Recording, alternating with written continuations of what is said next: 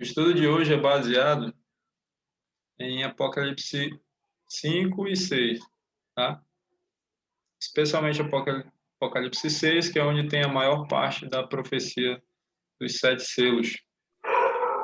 E você vai entender exatamente o significado dessa profecia.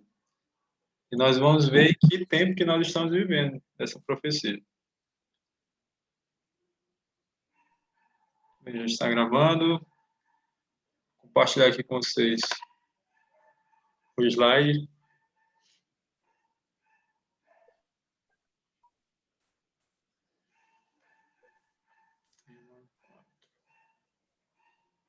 E aí, me digam se está aparecendo aí para vocês, tá?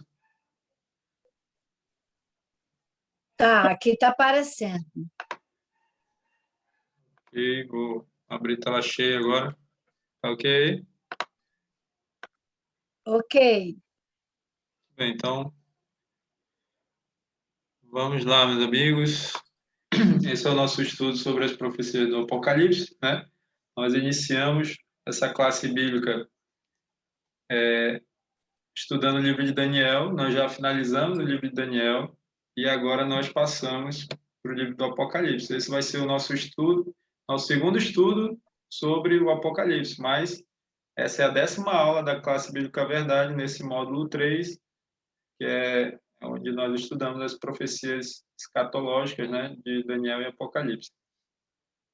E então tivemos 9 aulas, né, de Daniel. Não, desculpa, 8 aulas, e a 9ª aula já foi do Apocalipse e hoje é a 10ª aula. Todas essas aulas estão disponíveis lá no nosso canal da classe Bíblica Verdade, tá? Se vocês perderam alguma, vocês podem assistir lá depois. E qualquer dúvida, vocês podem nos procurar também, no grupo ou no privado, tá bom? Então, nosso tema de hoje é a profecia dos 7 selos, como eu já falei. Então, pegue sua Bíblia aí e você pode abrir em Apocalipse, capítulo 4, tá?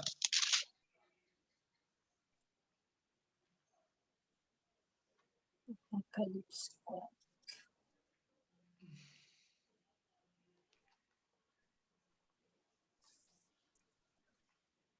Encontrando aí Apocalipse, você deixa sua Bíblia aberta, nós vamos orar.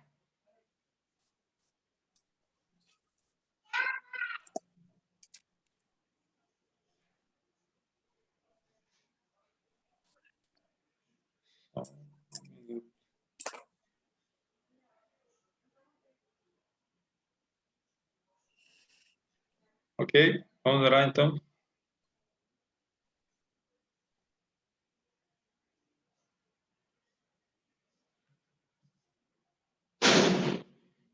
Oremos então. Pai nosso que está nos céus, muito obrigado, Senhor, por estarmos reunidos para mais uma aula dessa classe bíblica. Queremos pedir, Pai, sabedoria vinda do Teu Santo Espírito, que Ele nos dê entendimento da Tua palavra. A mim, Senhor, me ajude a ensinar de forma correta, que nossos amigos tenham discernimento espiritual para reconhecer se o que está sendo ensinado está correto ou não, e que o Senhor nos ajude a chegarmos no consenso e chegarmos ao entendimento dessa profecia tão importante, que é a profecia dos 7 selos. Pedimos que o Senhor venha estar com cada um de nós, venha perdoar os nossos pecados e abençoar esta aula. E tudo aqui, Pai, seja para a Tua glória, seja para o nosso crescimento espiritual, para a edificação da nossa fé, no Senhor Jesus Cristo. É no nome dele que nós pedimos e agradecemos suas bênçãos. Amém. Tudo bem, meus amigos. O microfone de vocês vai estar desligado, mas no momento que vocês tiverem alguma dúvida, vocês podem ficar à vontade, podem ligar o microfone e falar, tá bom? Então, muito bem. Pedi para vocês abrirem a Bíblia em Apocalipse 4. Nós acabamos, para quem estava na pregação, né, nós acabamos de terminar o capítulo 3, né, que termina com a carta à igreja de Laodiceia. E aí vem Apocalipse 4. Do Apocalipse 1 ao 3 foi a primeira aula, né, que foi semana passada com o professor Dácio. Quem não assistiu pode assistir depois. E hoje nós vamos pegar Apocalipse 4, 5 e 6, basicamente, né? Aqui em Apocalipse 4, nós não vamos ler por causa do tempo, mas você pode ler depois com calma. É bom que você leia. João tem uma visão do trono de Deus. Eu fico imaginando assim, como deve ter sido emocionante, né? Imagina você ver ali Deus sentado no seu trono, e foi isso que João viu e está registrado aqui em Apocalipse 4. Ao redor do trono, João vê 24 tronos, e nesses 24 tronos, você vê aí no verso 4, estavam assentados 24 anciãos vestidos de branco, em cujas cabeças estão coroas de ouro. Quem são esses 24 anciãos? Eu acredito que são pessoas que foram levadas para o céu. E aí nós sabemos que foi levado para o céu sem passar pela morte. Enoque está lá em Gênesis 6, né? O profeta Elias também foi levado sem passar pela morte. E pessoas que passaram pela morte, Moisés, e um número indefinido, um número que nós não sabemos, que ressuscitou, né? Um grupo de pessoas que ressuscitou na ressurreição de Jesus. E segundo o livro de Efésios, Jesus levou o cativo o cativeiro. E nós acreditamos, né? Eu creio que essa é uma referência a essas pessoas que foram feitas cativas por Satanás, né? Pela morte, mas que Jesus ressuscitou e levou essas pessoas para o céu com ele.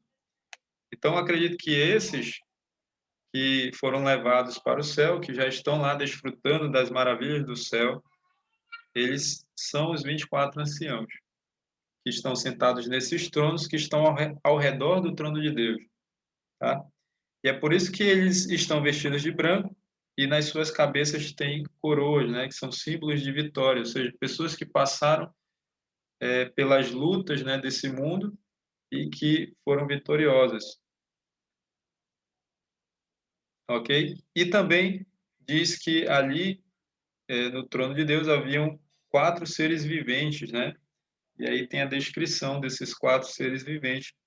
Eu creio que esses 4 seres viventes são os 4 querubins da guarda, né?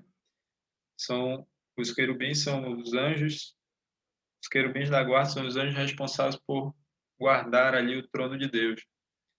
E, inclusive, essa era a posição de Lúcifer, né? Antes de se tornar Satanás. Ele era um querubim da guarda ungido. Então, são os anjos que estão sempre próximos ali do trono de Deus. Por isso, eles são anjos muito brilhantes, né? Assim como Lúcifer era. E então eles cantam, né, no verso 8: Santo, Santo, Santo é o Senhor Deus, o Todo-Poderoso, aquele que era, que é e que há de vir. E os 24 anciãos também cantam, né, adoram a Deus, dizendo: Tu és digno, Senhor e Deus, no verso 11. Tu és digno, Senhor e Deus nosso, de receber a glória, a honra e o poder, porque todas as coisas tu criaste, sim, por causa da tua vontade vieram a existir e foram criadas. Vejam que o motivo pelo qual Deus é adorado aqui no capítulo 4 é que ele é o nosso Criador. Ele é o Criador de todas as coisas. E eu expliquei no estudo que nós fizemos no módulo 1, né, da classe bíblica, a verdade sobre a criação e a trindade. Ali eu explico por que é importante você crer que Deus é o Criador de todas as coisas. E vocês sabem que Satanás tem uma doutrina que contrafaz, né, que se opõe a essa doutrina da criação, né, que é o evolucionismo. E é muito importante para os últimos dias nós termos essa convicção de que Deus é o Criador. E esse é o motivo pelo qual os 24 anciãos adoram a Deus, né, porque ele criou todas as coisas. E aí nós vamos para o capítulo 5 agora, onde João continua descrevendo essa visão ali do trono de Deus, né? E nós vamos acompanhar aqui na tela agora e também na Bíblia, tá? Quando aparecer o texto bíblico, se você estiver com sua Bíblia, você acompanha na Bíblia. Então, João teve a visão ali de Deus no seu trono, aí, ó, os 24 anciãos ao redor do trono de Deus, que é a descrição do capítulo 4. E aí nós entramos no capítulo 5, verso 1. Veja aí na sua Bíblia. Vi na mão direita daquele que estava sentado no trono, que é Deus o Pai, né? Um livro escrito por dentro e por dentro e por fora, de todo selado com 7 selos. Então, João viu Deus o Pai ali no seu trono, segurando um livro que tinha escrituras por dentro e por fora, mas que era todo selado. Ele tinha 7 selos. Okay? Quando nós falamos em selo, esse é o selo que nós conhecemos, né? Nos dias atuais. Mas o selo aqui dessa visão de João era um selo diferente, né? Era algo que impedia a abertura, né? No caso desse livro, era algo que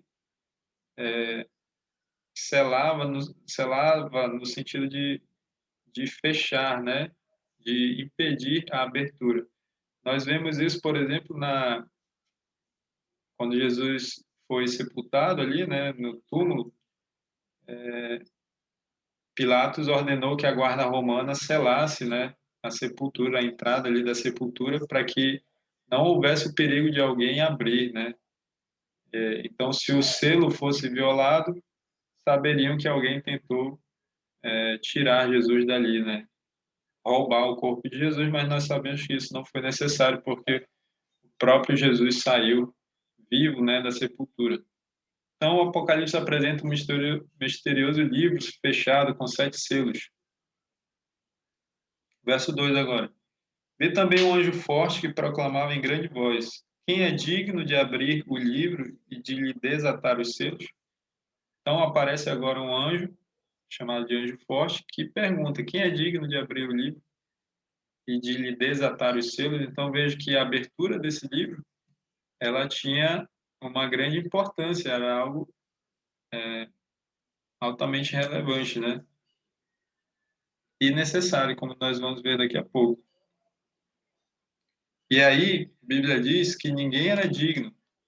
Veja aí o verso 3 e 4. Ora, nem no céu, nem sobre a terra, nem debaixo da terra, ninguém podia abrir o livro, nem mesmo olhar para ele. E eu chorava muito, João diz, né? Porque ninguém foi achado digno de abrir o livro, nem mesmo de olhar para ele. Então vejo que ninguém era digno nem de olhar para o livro, muito menos de abri-lo, né? Então, não foi achado nem no céu, nem sobre a terra, nem debaixo da terra, ninguém digno de abrir o livro, e por isso João chorou muito. E por que João chorou muito? Porque, como nós vimos na pergunta do anjo forte, né? A abertura desse livro era algo necessário, era algo importante. É importante porque ele contém desdobramentos, né, do plano da salvação. Então, por isso João chorava, porque se esse livro não pudesse ser aberto, nós estaríamos perdidos. E ele também, como ser humano, estaria perdido. Então aparece um ser digno de abrir o livro. Verso 5 agora. Todavia um dos anciãos me disse: não chores, eis que o leão da tribo de Judá, a raiz de Davi, venceu para abrir o livro e os seus 7 selos. Então quem é esse que apareceu que é digno de abrir os selos? Aqui diz que é o leão da tribo de Judá, a raiz de Davi. Daqui a pouco nós vamos ver quem é esse. Versos 7 a 9 agora. Veio, pois, e tomou o livro da mão direita daquele que estava sentado no trono. Então, o leão da tribo de Judá, se dirigiu a Deus o Pai, que estava ali sentado no trono, tomou o livro da mão dele, verso 8 agora. E quando tomou o livro, os 4 seres viventes e os 24 anciãos prostraram-se diante do Cordeiro, tendo cada um deles uma harpa e taças de ouro cheias de incenso, que são as orações dos santos. E entoavam um novo cântico, dizendo: Digno és de tomar o livro e de abrir-lhe os selos, porque foste morto e com teu sangue compraste para Deus os que procedem de toda a tribo, língua, povo e nação. E o verso 10: E para o nosso Deus os constituíste reino e sacerdotes, e reinarão sobre a terra. Vejam, olha só que cena incrível, né? Aquele ser que primeiramente foi chamado de leão da tribo de Judá, de raiz de Davi, mas que depois ele é identificado aqui como cordeiro. Ele então vai até Deus o Pai, ali no seu trono, toma o livro da mão dele, e quando ele toma o livro da mão dele, os 4 seres viventes, juntamente com os 24 anciãos, eles cantam um novo cântico. Por que um novo cântico? Porque no capítulo 4 eles já tinham cantado um cântico. E aí nós vimos que no capítulo 4 esse cântico ele exalta o fato de Deus ser o Criador. Mas aqui nesse novo cântico, no capítulo 5, ele exalta o fato de Deus ser o nosso Redentor, o nosso Salvador. Olha só, novamente o verso 9. Digno és de tomar o livro e de abrir-lhe os selos, porque foste morto e com teu sangue compraste para Deus os que procedem de toda a tribo, língua, povo e nação. Ou seja, com o teu sangue, com o sangue de Jesus, ele pôde nos comprar para Deus, o Pai. Então, vejam, meus amigos, aqui Deus é exaltado, né? Primeiramente por ele ser o nosso Criador e depois por ele ser o nosso Redentor. Então, nós pertencemos a Deus por esses dois motivos. Primeiro, porque Deus nos criou. Segundo, porque Deus nos redimiu, nos resgatou, ou nos salvou, né?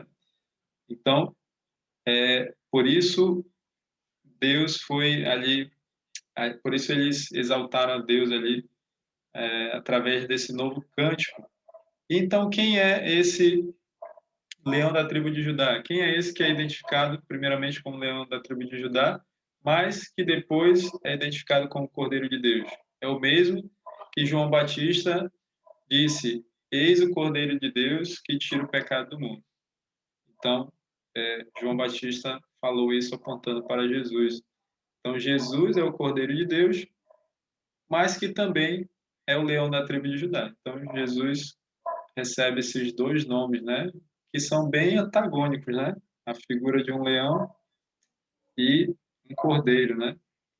Ali o leão representa Jesus como o rei, né? O rei dos reis, e o cordeiro representa ali Jesus como o servo sofredor, né? E aí, meus amigos, nós encontramos então alguém que era digno de abrir o livro selado. E esse alguém é Jesus, né?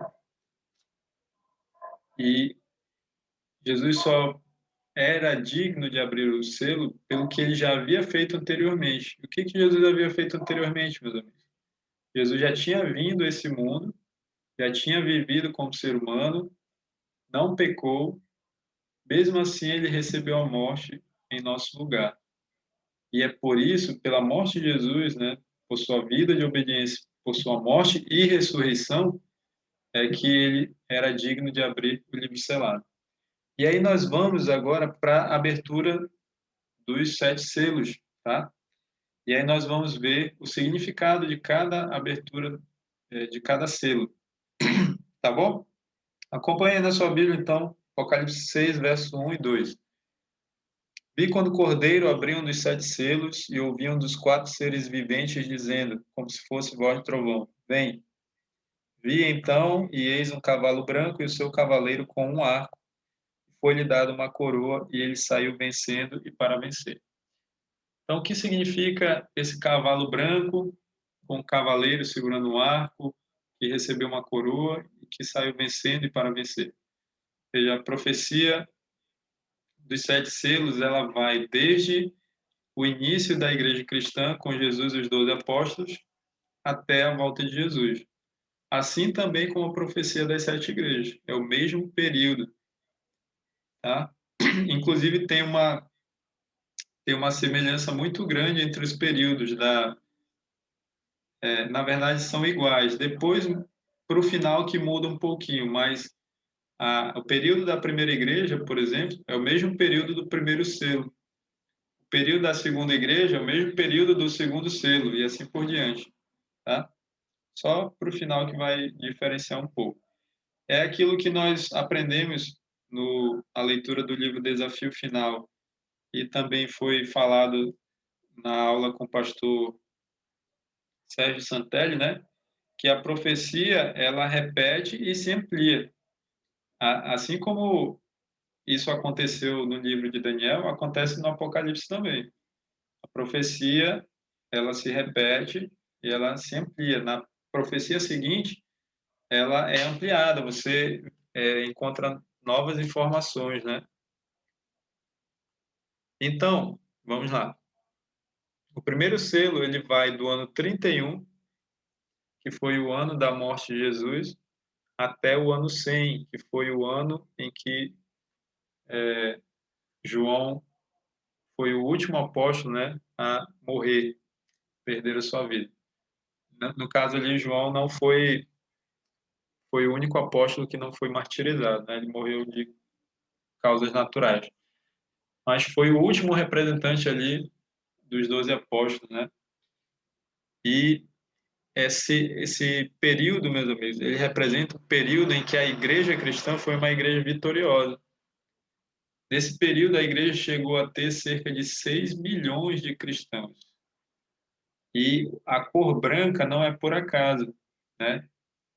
Ela simboliza a pureza e a fidelidade à Bíblia dessa igreja nesse período, né? É o que nós chamamos de igreja primitiva, né? É a igreja lá no seu início. Então, enquanto os apóstolos estiveram vivos, essa igreja foi uma igreja pura e fiel à palavra de Deus. E por isso ela foi uma igreja vitoriosa, tá? Por isso que o cavaleiro, ele tem um arco na mão e uma coroa na cabeça, que são símbolos de vitória. E ele sai vencendo e para vencer, ok? Vamos para o segundo selo agora. Apocalipse 6, nós vamos ler versos 3 e 4. Quando abriu o segundo selo, ouvi o segundo ser vivente dizendo: Vem, e saiu outro cavalo vermelho, e ao seu cavaleiro foi-lhe dado tirar a paz da terra, para que os homens se matassem uns aos outros. Também lhe foi dada uma grande espada. Então, o que representa o segundo selo, né? O que acontece depois que é aberto o segundo selo? Começa o segundo período da profecia, que vai do ano 100 até o ano 313, tá? Esse foi um período de perseguições, meus amigos, pelo Império Romano, perseguição aos cristãos. Foi um período em que muitos cristãos foram mortos nas arenas, né? Especialmente ali nós temos o Coliseu Romano, onde os cristãos eram levados para servirem de espetáculo, né? Um espetáculo macabro, né? Podemos dizer, porque as pessoas iam ali para ver pessoas sendo mortas, cristãos fiéis a Deus sendo mortos, né? Por leões, por animais famintos, né? Por gladiadores. Então, é uma coisa terrível mesmo, diabólica. E muitos também foram queimados, né? E, enfim, muitos morreram por seu amor e fidelidade a Deus. Então, essa foi uma época de muito derramamento de sangue, é por isso que que o cavalo, aliás, é um cavalo vermelho, que simboliza o sangue derramado dos mártires. Foi uma época de discórdia, discussão e controvérsia mas que a igreja ainda se manteve pura, né? Como eu falei lá na mensagem, né, antes daqui da aula, eu disse que a época em que a igreja foi mais fiel a Deus, né, foi nas épocas de perseguição. Então, foi um tempo que a igreja ela é, ela permaneceu fiel a Deus, né? E manteve ainda também as doutrinas verdadeiras, tá? Muitos gregos, romanos e gentios começaram a entrar na igreja sem ter abandonado seus velhos costumes pagãos e doutrinas, e começaram a contaminar a pureza da doutrina que se mantivera durante o primeiro século.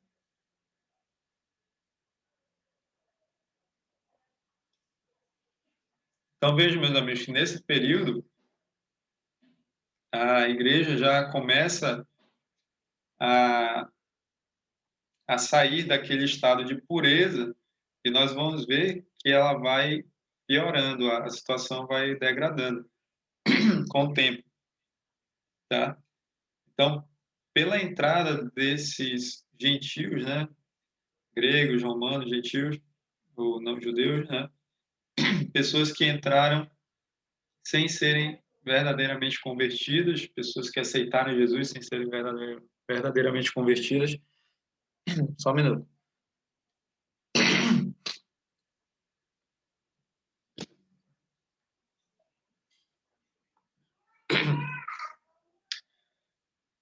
Eu tenho um problema, meus amigos, que se eu falar muito, minha voz começa a falhar. Mas vamos lá. Então, até esqueci o ponto que eu estava falando. Mas então, nesse período, começam a entrar pessoas não convertidas, né? E essas pessoas começam a introduzir costumes pagãos, doutrinas pagãs, né? E começam assim a contaminar a pureza da doutrina que foi mantida durante o primeiro século, né? Durante o período da igreja primitiva, foi o período do primeiro selo, ok? Vamos agora para o terceiro selo. O que acontece quando o terceiro selo é aberto? Quando abriu o terceiro selo, ouviu, versos 5 e 6, né? Quando abriu o terceiro selo, ouviu o terceiro ser vivente dizendo: Vem. Então vi, e eis um cavalo preto e seu cavaleiro com uma balança na mão. E ouvi uma como que voz no meio dos quatro seres viventes, dizendo: Uma medida de trigo por um denário, 3 medidas de cevada por um denário, e não danifiqueis o azeite e o vinho.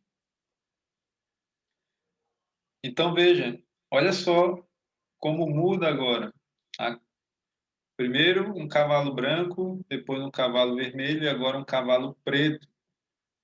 Então, meus amigos, se o cavalo branco representou a pureza e a fidelidade da igreja cristã no seu início, né? Aqui no terceiro selo, que vai no período de 313 a 538, né, depois de Cristo, o que aconteceu foi que esse foi um período de corrupção da fé verdadeira, né? Foi um período em que o bispo de Roma começou a dominar. Aparece aí a figura do bispo de Roma, que também é apresentado lá nas profecias de Daniel, né? Daniel 7, Daniel 8, Daniel 11. E foi uma época de fome e miséria espiritual. Por isso que uma medida de trigo diz aqui que seria vendida por um denário. 3 medidas de cevada por um denário. Um denário era o pagamento de um dia de trabalho, né? Então, essa foi um período de fome e miséria espiritual. Tá certo, meus amigos? O que aconteceu no ano 313, que marca o fim do segundo selo e o início do terceiro selo? Um imperador romano chamado Constantino, ele se converteu de uma falsa conversão, né? Ele se converteu ao cristianismo e ele estabeleceu o cristianismo como a religião oficial do Império Romano, né? Então, como, como a perseguição não impediu o crescimento da igreja cristã, pelo contrário, ela aumentou. Isso é que é interessante, né? Como que pessoas se unem à igreja cristã, apesar do risco para as suas vidas, né? Então vejo como era uma igreja fervorosa, ali as pessoas amavam verdadeiramente a Deus e a ponto de entregarem suas próprias vidas se fosse necessário, né? Então, como Satanás não conseguiu êxito, né, em destruir a igreja através da morte dos mártires, né, Satanás agora muda de estratégia. E para isso ele utiliza o imperador romano, ele utiliza Constantino, que disse ali que teve uma visão, e depois dessa visão ele se converteu ao cristianismo, que na verdade foi só uma decisão política e por trás ali estava Satanás arquitetando tudo. E aí, aquele período de perseguição grande que ocorreu no segundo selo acaba, porque agora o cristianismo não é mais uma religião,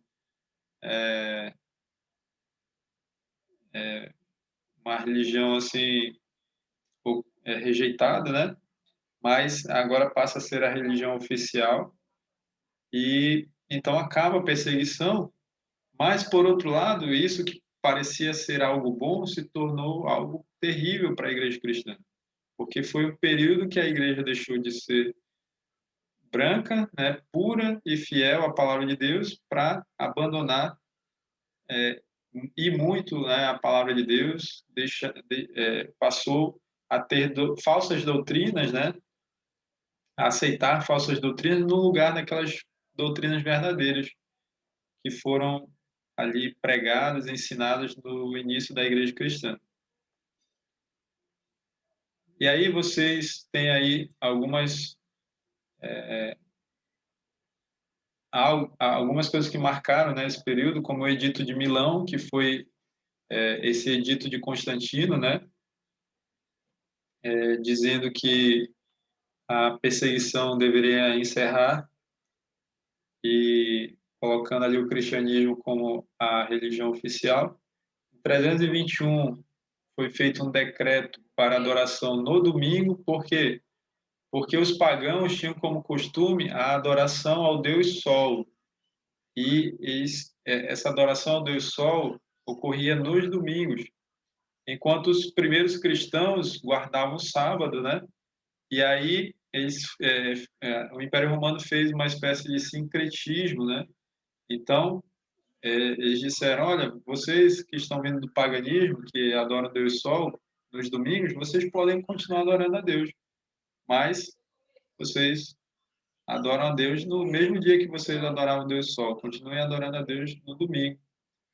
Mas isso foi estabelecido por meio de decreto, né? Foi o primeiro decreto dominical da história. No ano 364 houve o Concílio de Laodiceia e aí a Igreja Romana ela confirmou a guarda do domingo e ela afirma, né, ela mesma afirma que essa mudança não foi pela autoridade da Bíblia, mas sim pela autoridade da própria Igreja, né? 370 começou-se a cultuar os santos, né? Algo que foi trazido do paganismo também, porque o paganismo eles eram politeístas, né? Eles adoravam vários deuses.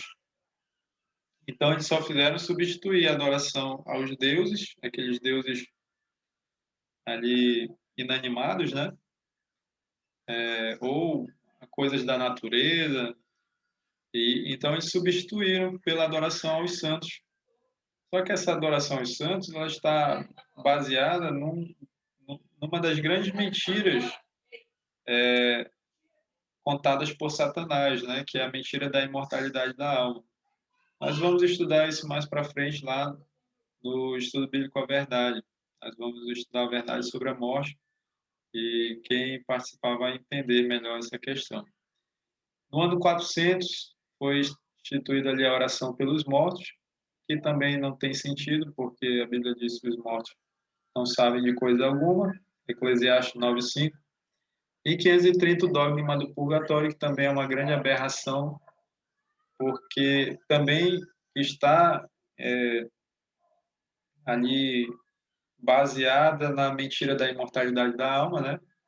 Dizendo que quando a pessoa morre, ela sai um espírito que pode ir para o céu, para o inferno ou para o purgatório. E essa doutrina do purgatório é uma doutrina satânica, como toda doutrina que contenha a ideia de segunda chance, né? Então, o purgatório é uma segunda chance para as pessoas. Ah, você não conseguiu alcançar a salvação nessa vida? Não se preocupe, porque se você não foi tão ruim assim, você vai ter uma segunda chance. Então, essa toda doutrina, né, que tem essa ideia da segunda chance, eu digo que é uma doutrina diabólica, e é mesmo, porque isso daí influencia as pessoas para que elas não levem tão a sério a sua vida aqui e agora, sendo que essa é a única oportunidade, essa vida, né, é a única oportunidade que nós temos de salvação. E aí muitas pessoas vão se perder acreditando que terão uma segunda chance. E aí, meus amigos, nós vamos para a abertura do quarto selo, que está aí nos versos 7 e 8. Quando o cordeiro abriu o quarto selo, ouvi a voz do quarto ser vivente dizendo: Vem. E olhei, e eis um cavalo amarelo, e o seu cavaleiro, sendo este chamado Morte, e o inferno o estava seguindo. E foi-lhes dada autoridade sobre a quarta parte da terra para matar a espada, pela fome, com a mortandade por meio das feras da terra. Então saímos de um cavalo preto para um cavalo amarelo. Mas, no original, meus amigos, o tradutor usou ali a cor amarela, mas esse nem seria a tradução ideal, né? Mas talvez por uma dificuldade em encontrar uma palavra, essa cor seria uma cor acinzentada, né? Seria uma cor de defunto, porque ela representa um período não somente de corrupção da fé, como no período do cavalo preto, mas um período de morte espiritual total da igreja cristã. E ela compreende esse período aí, ó, de 538 a 1517. O que aconteceu em 538? Aconteceu ali o início dos 1260 anos de supremacia papal. Foi quando o bispo de Roma recebeu toda a autoridade religiosa e civil, né? E passou ali, e então foi quando começou a contar os 1260 anos proféticos de supremacia papal e de perseguição ao povo de Deus, né? E aí vai até o ano 1517, daqui a pouco nós vamos falar o que aconteceu nesse ano. Então, esse foi um período de degradação total, meus amigos. E a perseguição continuou aos que seguem a Bíblia, não mais agora pelo Império Romano, porque o Império Romano foi substituído agora pelo Império, pelo poder papal, né? Então, nós vemos isso na profecia lá dos 4 animais, em Daniel 7, né? Onde aquele animal terrível e espantoso representava o Império Romano, mas depois dele, ele sai de cena e surge um chifre pequeno, né? E esse chifre pequeno nós identificamos, né, como sendo o papado. Então, sai de cena o Império Romano, mas Roma continua no poder, mas agora com poder não somente político, não somente civil, mas um poder também religioso, ok? E aí a perseguição continua aos cristãos, a todos aqueles que queriam seguir fielmente o que diz a Bíblia. E aí, nesse período, nós temos mais outros acréscimos, né, de falsas doutrinas. Em 998 instituiu-se o Dia dos Mortos, né, que nós temos até hoje, né, dia 2 de novembro, dia de finados. 1184 foi instituída a Inquisição, que foi uma perseguição grande aos cristãos.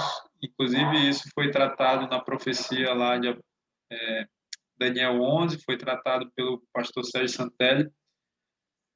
1190 começa a venda das indulgências, que era assim, você não precisava se arrepender dos seus pecados, bastava você ter dinheiro que você poderia comprar o perdão dos seus pecados. 1216 foi instituída a confissão auricular, que era a confissão dos pecados a um sacerdote, né? E sendo que a Bíblia diz que nós temos um único sacerdote, que é Jesus Cristo, e só a ele é que nós devemos confessar os nossos pecados. Então foi substituído ali o sacerdote verdadeiro, que é Jesus Cristo, por um sacerdote humano, pecador, assim como nós, né? Como todo ser humano. 1229 foi proibida a leitura da Bíblia, e as Bíblias nesse período, né? Elas eram caçadas, e as Bíblias que eram encontradas, elas eram destruídas, eram queimadas.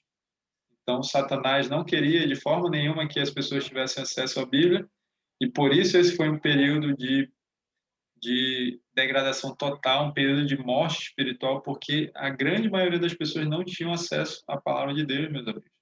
A palavra de Deus é a luz, né, que ilumina o nosso caminho, é a luz que ilumina as trevas espirituais. Por meio dela que nós podemos conhecer a verdade que liberta. Então, as pessoas não tinham acesso à Bíblia, então, por isso foi um período de morte espiritual. Em 1563, no Concílio de Trento, a tradição foi colocada acima da Bíblia. E aí nós vamos para o quinto selo agora, versos 9, 10 e 11.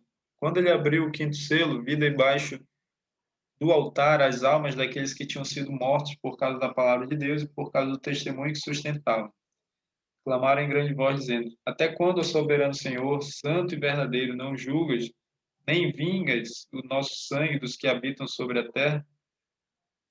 Então a cada um deles foi dada uma vestidura branca e lhes disseram que repousassem ainda por pouco tempo, até que também se completasse o número dos seus conservos, seus irmãos que iam ser mortos, como igualmente eles foram.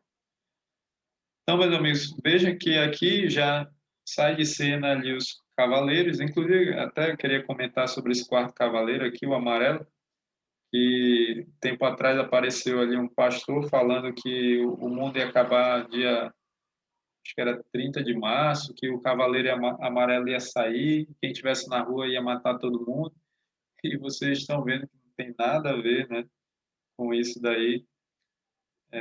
Então, por isso que é importante nós conhecermos a Bíblia, né, as profecias, para não sermos enganados.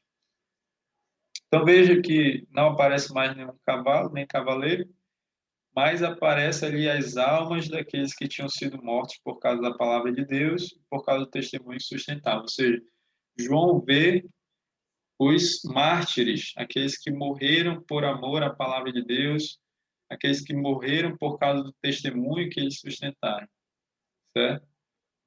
E aí vocês podem me dizer, mas Levi, tu acabou de falar que não existe mortalidade da alma, como que João vê as almas aí, né?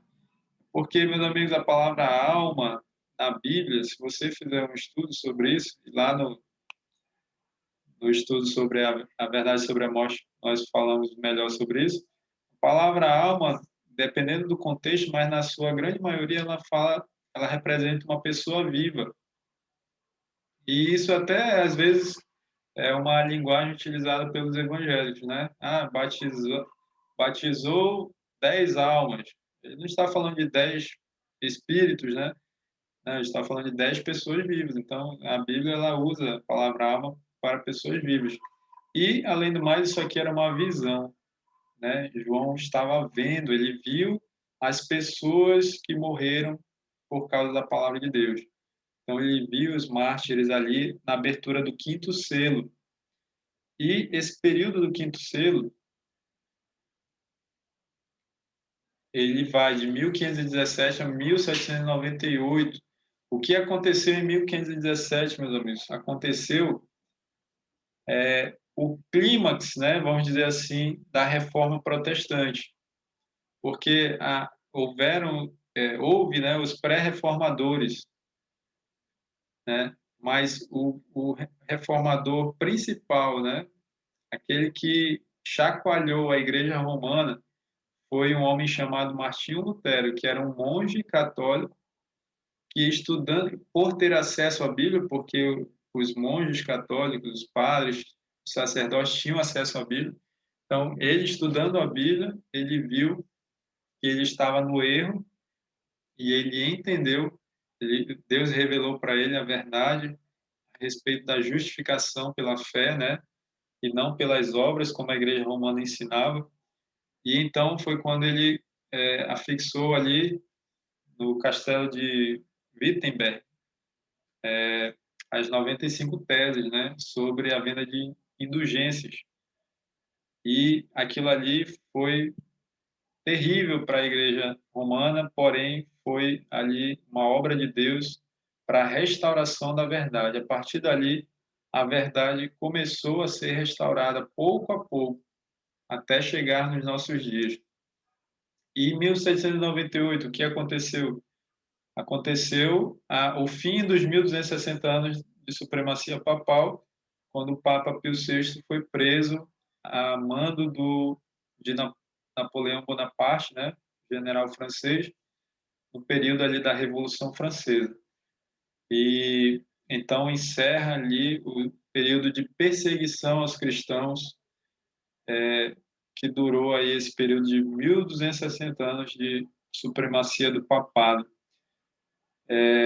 Então, isso quer dizer que depois do período ali do cavalo amarelo, cristãos continuaram sendo perseguidos e mortos. E é por isso que no quinto selo, João vê ali esses mártires clamando a Deus por justiça. E eles perguntam: até quando, ó soberano Senhor, santo e verdadeiro, não julgas nem vingas o nosso sangue dos que habitam sobre a terra? Então, veja, os mártires clamam por justiça ali na abertura do quinto selo, porque cristãos continuaram sendo mortos até 1798. Então, imagina, meus amigos, quantos cristãos foram mortos, né? Desde ali, desde o início da igreja cristã, na verdade, né? Os apóstolos foram martirizados, a maioria, só não João. E os cristãos daquela época, no período do cavalo vermelho, no período do cavalo preto, no período do cavalo amarelo, no período do quinto selo também. Então, muitos foram mortos, mas que bom saber que todos esses morreram salvos. E olha só qual é a resposta de Deus para esses homens, né, e mulheres fiéis. No verso 11: então a cada um deles foi dada uma vestidura branca e lhes disseram que repousassem ainda por pouco tempo, até que também se completasse o número dos seus conservos e seus irmãos que iam ser mortos como igualmente eles foram. Ou seja, Deus disse para eles esperarem um pouco mais. E vejam, meus amigos, mais uma vez, isso aqui não é literal, isso aqui é simbólico. João viu em uma visão, tá? E aí Deus disse que ainda haviam conservos e irmãos que deveriam ser mortos, assim como eles foram, mas que depois eles receberiam a recompensa, né? Daí eles serem vestidos com vestiduras brancas, né? Que representa ali a roupa dos salvos. E nós sabemos que isso vai acontecer quando Jesus voltar e ele vai ressuscitar todos esses homens e mulheres que morreram por amor a ele, a Deus, né? Vou passar aqui. Então, aqui nós vemos que o sangue dos mártires clama simbolicamente a Deus, assim como lá em Gênesis 4:10 diz que o sangue de Abel clamou também, né, quando Abel foi morto por Caim. Então é uma linguagem simbólica, né? Não é literal. E como eu disse, as vestiduras brancas simbolizam a dignidade que a justiça de Cristo lhes atribui. Embora tenham ganho a vitória em Cristo, deveriam descansar na tumba um pouco de tempo até que Jesus venha e lhes dê a recompensa final, que é a vida eterna, né, meus amigos? Agora vamos para o sexto selo, e aí nós vamos caminhar para a parte final dessa profecia, que para mim é a mais empolgante, porque é a que chega aos nossos dias, tá? Vamos ler aí versos 12 e 13 de Apocalipse 6. Vi quando o Cordeiro abriu o sexto selo e sobreveio um grande terremoto. O sol se tornou negro como um saco de crina, a lua toda como sangue. As estrelas do céu caíram pela terra como a figueira, quando abalada por vento forte deixa cair os seus figos verdes. Então, quando o Cordeiro, que é Jesus, abre o sexto selo, acontecem sinais na natureza. E esses sinais foram preditos pelo próprio Jesus. Olha só, Mateus 24, 29. Logo em seguida a tribulação daqueles dias, o sol escurecerá, a lua não dará sua claridade, as estrelas cairão do firmamento e os poderes dos céus serão abalados. Veja, não cita aí o grande terremoto, que cita em Apocalipse, mas Jesus cita o escurecimento do sol e da lua e também a queda das estrelas. Antes de abrir-se o sétimo selo, Jesus interrompe a profecia e dedica todo o capítulo 7 para explicar-nos quem são os que serão salvos. Mas antes de eu falar a respeito do capítulo 7, deixa eu voltar aqui e falar para vocês que todas essas profecias aqui já se cumpriram, tá? E eu vou mandar lá no grupo a data exata de quando elas se cumpriram. Mas eu vou falar para vocês aqui que esse grande terremoto aconteceu em 1755, foi conhecido como o terremoto de Lisboa. Vocês podem pesquisar aí no Google e vocês vão ver. Esse foi o terremoto, o maior terremoto já registrado na história. Acredito que maior do que esse, somente o terremoto que vai acontecer na volta de Jesus. E isso aconteceu no dia 1º de novembro de 1755. Foi um dia conhecido como Dia de Todos os Santos. Então, haviam muitos católicos nas igrejas, né, reunidos, e devido a essa data, né? E aí o que aconteceu? O terremoto destruiu praticamente toda a cidade de Lisboa, e não só atingiu Lisboa, mas praticamente o mundo todo. Se vocês forem ver, houve sequelas no mundo todo desse terremoto, mas o epicentro foi ali em Lisboa mesmo. E aí muitas igrejas caíram, muitas pessoas que estavam ali dentro morreram. Então foi algo terrível, foi um sinal da volta de Jesus e que foi o primeiro sinal aqui a cumprir o sexto selo.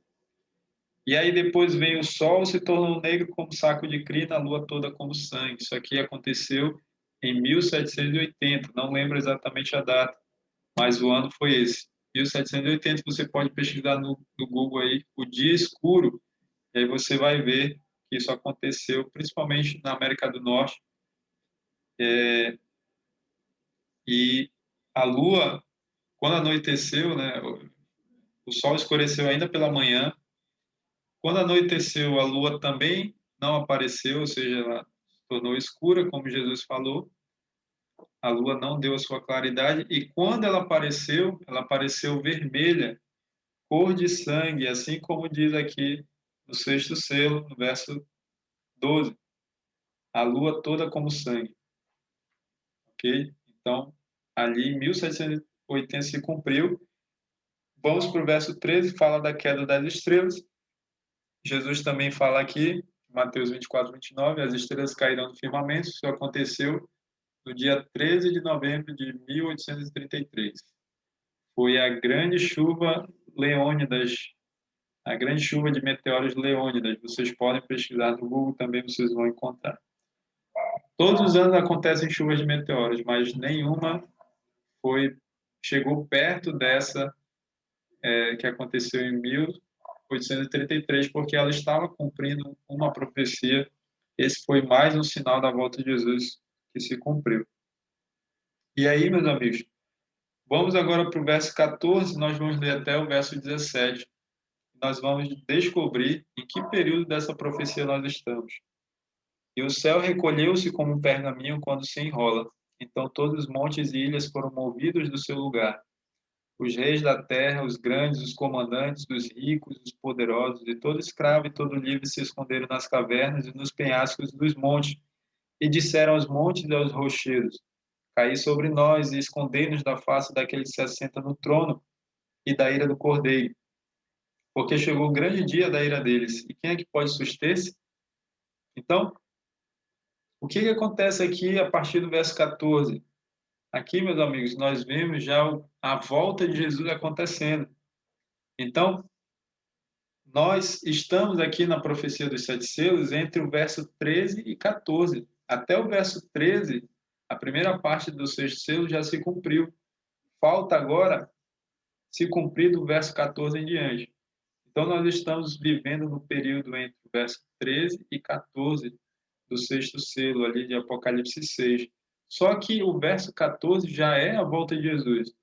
Quando é que o sol vai recolher-se como pergaminho quando se enrola? Quando é que os montes e ilhas serão movidos do seu lugar? Quando é que as pessoas vão se esconder e pedir a morte porque não querem, porque querem se esconder da face daquele que se assenta no trono e da ira do Cordeiro? Qual é o dia que é o grande dia da ira de Deus e de Jesus, o Cordeiro? É no dia da volta de Jesus, meus amigos. Então, para se cumprir o sexto selo, só falta a volta de Jesus. Isso nos mostra que nós estamos muito perto da volta de Jesus, muito perto mesmo. Então, como eu disse lá no meu sermão sobre quanto tempo falta para Jesus voltar, as profecias nos mostram claramente o tempo que nós estamos vivendo, elas nos mostram claramente que nós estamos muito perto da volta de Jesus. E aí, meus amigos, é interessante que no verso 15, Deus enfatiza os poderosos desse mundo, mostrando que nem eles vão escapar da ira do Cordeiro quando Jesus voltar. Se eles não estiverem preparados, se eles não tiverem se arrependido dos seus pecados, eles não vão escapar. E eles vão sofrer ali debaixo da ira do Cordeiro. E aí ele fala dos reis da terra, dos grandes, dos comandantes, dos ricos, dos poderosos. E só depois ele vai falar do escravo e do livre. Então vejo que a ênfase maior está nos poderosos dessa terra. Todos eles vão receber a sua recompensa. E aí a profecia dos sete selos faz uma pausa e vem o capítulo 7 de Apocalipse, e o sétimo selo só vai estar no capítulo 8. Por que ela faz essa pausa? Porque ela dedica todo o capítulo 7 para nos explicar quem são os que serão salvos, que são os 144 mil selados. Olha só, Apocalipse 7, 2 e 3 diz: Vi outro anjo que subia do nascente do sol, tendo o selo do Deus vivo, e clamou em grande voz aos quatro anjos, aqueles aos quais fora dado fazer dano à terra e ao mar, dizendo: Não, não danifiqueis nem a terra, nem o mar, nem as árvores, até selarmos na fronte os servos do nosso Deus. Esse aqui é o assunto do nosso próximo estudo, que vocês vão estudar semana que vem com o professor Darcy, tá? Vocês vão entender quem são os 144 mil selados. Mas esses são os que vão estar em pé diante do Cordeiro, diante de Jesus, quando ele voltar. Tá? Por isso que o Apocalipse faz essa pausa ali nos sete selos, apresenta os 144 mil, que são os que poderão suster-se quando Jesus voltar, como diz aqui no capítulo, no verso 17, e esses não vão temer a volta de Jesus, não vão temer ver Jesus voltando, porque eles não estarão debaixo da ira do Cordeiro, porque esses são os salvos, esse é o grupo dos salvos, aqueles que serão levados para o céu por Jesus. E aí, o sétimo selo nós vamos encontrar no capítulo 8, verso 1, e diz assim, é só um verso: Quando o Cordeiro abriu o sétimo selo, houve silêncio no céu por cerca de meia hora. Então, veja, se o sexto selo ele termina com a volta de Jesus, o sétimo selo ele é uma continuação da volta de Jesus. E ele é o único selo que ainda não foi aberto. O sexto selo já foi aberto, porque já se cumpriu em parte, né? Falta a segunda parte se cumprir, que já é a volta de Jesus. Mas o sétimo selo ainda será aberto, e ele vai ser aberto quando Jesus voltar. E você vai entender por quê. O que significa que haverá silêncio no céu cerca de meia hora? Olha só o que Jesus falou. Jesus vai voltar com todos os seus anjos.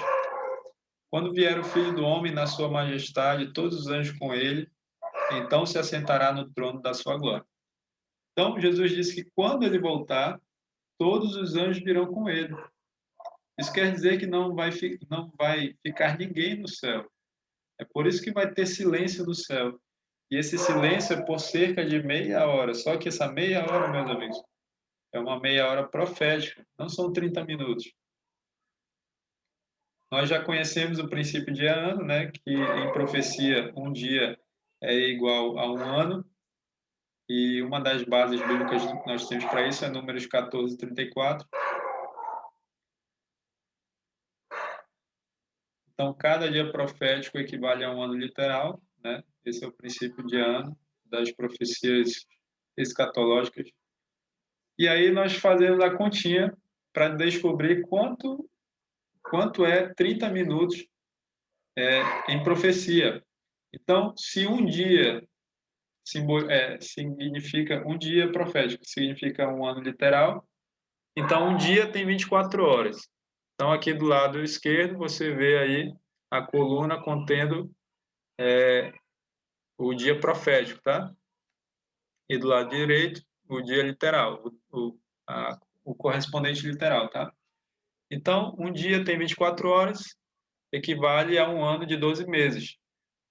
12 horas proféticas equivalem, então, a 6 meses literais. 6 horas proféticas, dividindo por 2 novamente, vai ser a metade de 6 meses, que são 3 meses. Dividindo por 2 agora, aliás, por 3, 6 dividido por 2, tá? 6 dividido por 3, 2, né? 2 horas proféticas equivale a um mês literal. Então, a metade de 2, que é uma hora, vai ser a metade de um mês. Um mês tem 4 semanas, então 2 semanas. 30 minutos, que é a metade de uma hora, vai ser a metade de 2 semanas, ou seja, uma semana. Então, meia hora profética equivale a uma semana literal. E veja que a Bíblia aqui não nos dá, assim, não diz que vai ser meia hora exata, diz que é cerca de meia hora. Então, nós entendemos que essa meia hora profética aqui vai ser cerca de uma semana, de 7 dias, vai ser o tempo em que Jesus vai levar para sair lá do céu, vir à terra, e aí vai ter todos os acontecimentos da volta de Jesus, e então vai levar os salvos para o céu, tanto os salvos vivos quanto os mortos que serão ressuscitados, incluindo aqueles mártires que nós vimos lá no quinto selo, né? E aí eles serão levados para o céu, e essa viagem vai durar alguns dias até se completarem 7 dias literais. Esse é o tempo que vai durar a viagem, desde a saída de Jesus do céu até o retorno de Jesus para o céu, com todos os anjos e com todos os salvos. Olha só que coisa maravilhosa, meus amigos. Que maravilhoso vai ser participar dessa viagem, né, de vários dias, onde nós vamos parar em alguns mundos criados por Deus, vamos conhecer esses mundos, os habitantes desse mundo. Nós vamos, então, fazer essa viagem incrível, que vai ser só o começo da eternidade para nós, até chegarmos no terceiro céu, onde Deus habita, né? E então nós vamos entrar ali pelas portas de pérola e vai ser maravilhoso quando nós eu imagino assim que vai ser como se a gente estivesse sonhando, né? Quando nós chegarmos lá no céu e nós pensarmos, eu cheguei aqui pela graça de Deus, eu estou no céu, eu estou salvo. Então, meus amigos, essa profecia ela encerra com o grande dia da volta de Jesus. E como eu já disse, né, o grande dia da volta de Jesus se aproxima de nós. É por isso que nós precisamos estar preparados para esse dia. E aí eu encerro com essa imagem da volta do Senhor Jesus na Terra. Então, nós estamos muito perto desse dia. A profecia dos 7 selos nos mostra isso claramente, sem dúvida alguma. Então, eu e você precisamos estar preparados para o encontro com o Senhor Jesus. E como é que nós nos preparamos? Um pouco antes aqui dessa aula, nós analisamos a carta à igreja de Laodiceia, né? E ali nessa mensagem nós pude falar ali, e aí se alguém aqui não assistiu pode assistir depois, mas nós podemos ver ali o que é necessário fazer para que nós façamos parte do grupo dos salvos, daqueles que estarão salvos quando Jesus voltar. Então, meus amigos, essa é a aula de hoje. Nós vamos concluir agora com uma oração. Depois, nós vamos abrir espaço para quem quiser perguntar, para quem quiser comentar alguma coisa, tá bom? Então, convido você a fechar os seus olhos e vamos falar com Deus. Senhor nosso Deus, muito obrigado por mais um estudo dessa classe bíblica. Mais uma vez, meu Deus, a tua palavra foi revelada aos nossos alunos e nós louvamos o Senhor porque nos deixou aqui esta profecia. Louvamos o Senhor porque o Senhor é não somente o nosso Criador, mas também o nosso Redentor. Louvamos o Senhor Jesus porque foi digno de abrir os 7 selos e assim houve todos esses desdobramentos do plano da salvação. E nós vimos, meu Deus, o quão perto nós estamos da volta do Senhor Jesus, por isso eu te peço que nos ajude a nos prepararmos todos os dias, a buscarmos o Senhor de todo o nosso coração, a conhecermos o Senhor Jesus cada dia por meio do estudo da Bíblia, por meio da oração, que o Senhor nos dê um zelo maior pelas coisas espirituais, mais vontade pelas coisas espirituais e menos vontade pelas coisas desse mundo. E assim, meu Deus, possamos estar preparados e se tivermos o privilégio de estarmos vivos quando Jesus voltar. Aliás, mesmo se nós descansarmos antes, Jesus vai nos ressuscitar. E então nós teremos o privilégio de ver Jesus voltando, e nós estaremos em pé na presença dele, sem medo nenhum. Pelo contrário, estaremos alegres, felizes, por saber que o nosso Deus veio para nos buscar, veio para nos salvar. Por outro lado, os perdidos vão pedir a morte, os perdidos estarão desesperados. Eu espero que nenhum de nós faça parte desse grupo quando o Senhor Jesus vier a essa terra. É no nome dele que nós pedimos e agradecemos essas bênçãos. Amém. Bem, meus amigos, agradeço a presença de todos vocês. Eu vou encerrar aqui a transmissão no Facebook e também a gravação desse vídeo, que depois vai para o YouTube. Mas falo para os nossos amigos que vão acompanhar depois no YouTube que se você tiver alguma dúvida, você pode escrever lá no grupo, ou se você não está no grupo, você pode escrever nos comentários do vídeo, tá bom?